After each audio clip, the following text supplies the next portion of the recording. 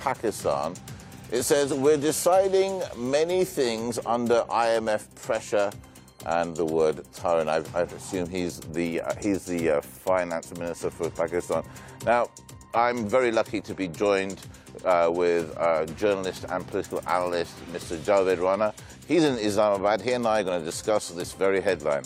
Javed, thanks so much for joining me here I beg your pardon, on Front Pages. It's good to see you, sir. So this is, as you know, we take a look at a headline from one of your newspapers, and we'd love to hear how you, as a political analyst, as a journalist, how you see this article, and tell us about it, please. Well, this headline reflects the fact, a bitter fact, that how economy and the geopolitics in this part of the world is mixed up, and how Americans behind the scene have been putting pressure through IMF onto Pakistan for political reasons. Now, let me give you the bigger picture that during last couple of years, particularly from 2018, when this government, the government of Prime Minister Imran Khan came into power, they approached IMF for a bailout package, and since then there have been massive devaluation, massive price hike in Pakistan, and purely that is under IMF pressure. Pakistan has lost its financial sovereignty, and that is something finally Pakistan's finance minister admitted, that they are doing many things, unpleasant things, which are under IMF pressure. And he also admitted the fact that this is linked with the country's geo-strategic politics, and he did not name the USA, but it is quite obvious that in a broader picture, the Americans have been pressurizing Pakistan to deliver Taliban on the negotiating tables on the terms and conditions that Americans wanted, something Pakistan was unable to do. Obviously, Pakistan had a little influence on Taliban, not as much as the world believes it does have, but I think that exaggerated perception that Pakistan's influence on the Taliban was huge.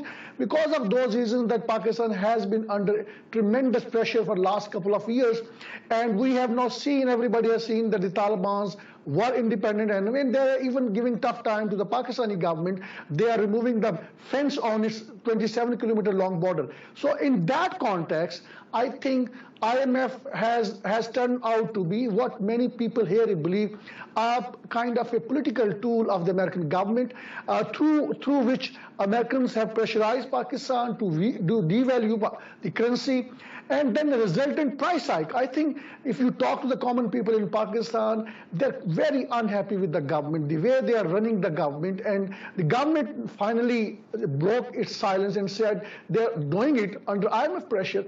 And I think sooner or later everybody would come to know that this had a political agenda. Probably the US wants Prime Minister Imran Khan to get more and more unpopular. They're trying to make it sure that he is not re-elected next time. And Americans have been, having a cozy relation with the opposition leaders and the opposition parties who have been running this government in the past.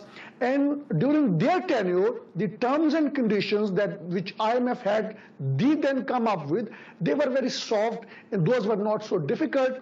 And right now, things have changed altogether, and IMF seems to be micromanaging Pakistan's economy.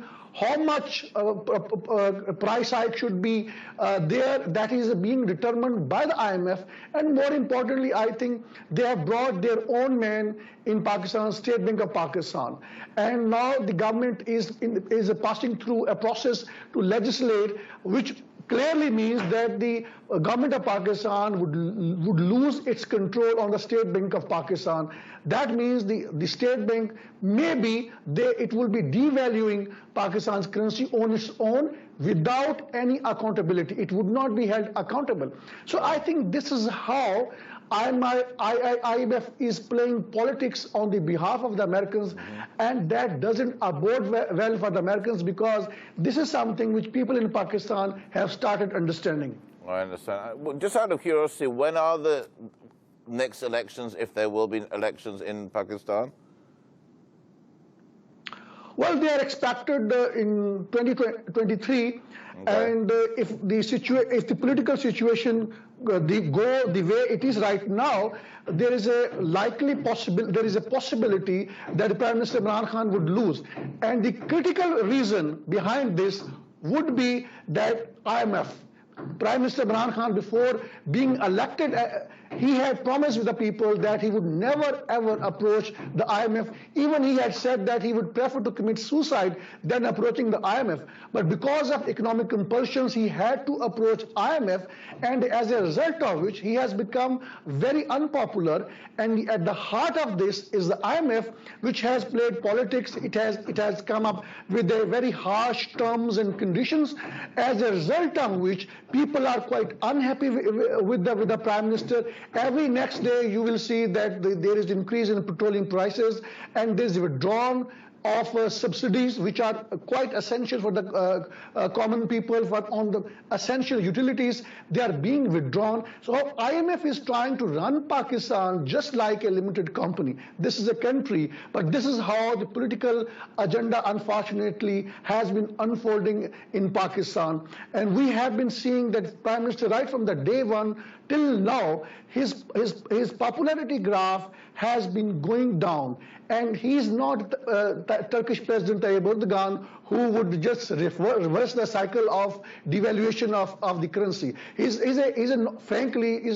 perceived to be not very competent, and this is his first experience in the real politics. So I think part of the reason is also that there has been very poor handling on his part. Several finance ministers have been changed, but at the heart of the problem is IMF, and the government has not been able to come up with an indigenous policy where it can possibly skip IMF bailout packages, which has been a bigger part of the problem in Pakistan.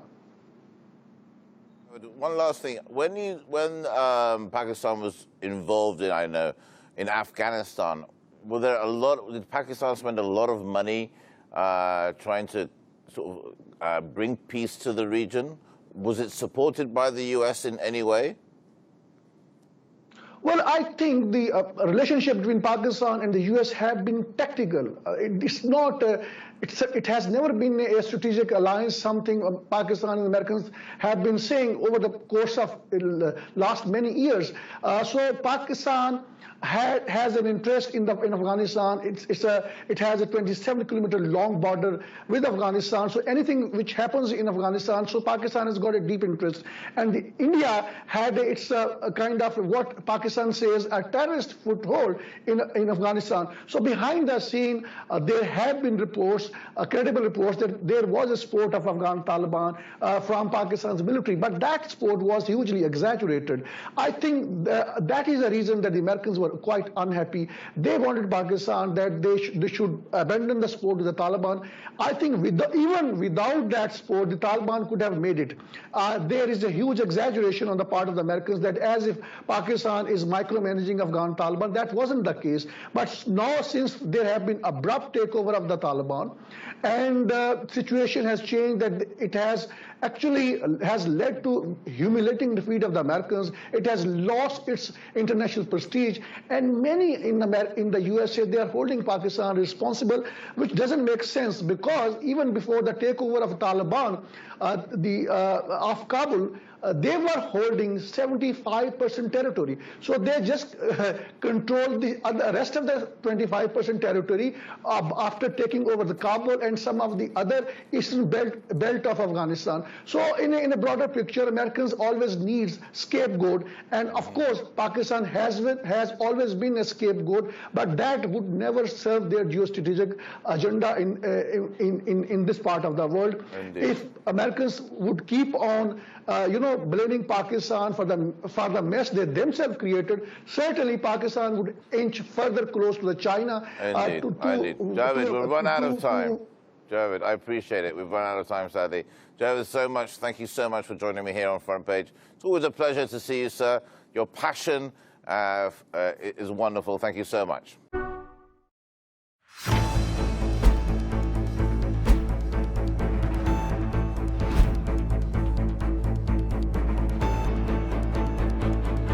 The growing tide of anti-Israel sentiments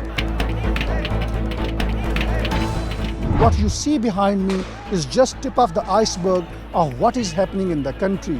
More than half of $52 billion black CIA budget is spent on espionage network in Pakistan. How would you handle it? The US has looked upon Pakistan as an ally at one point and then as an enemy at the same time.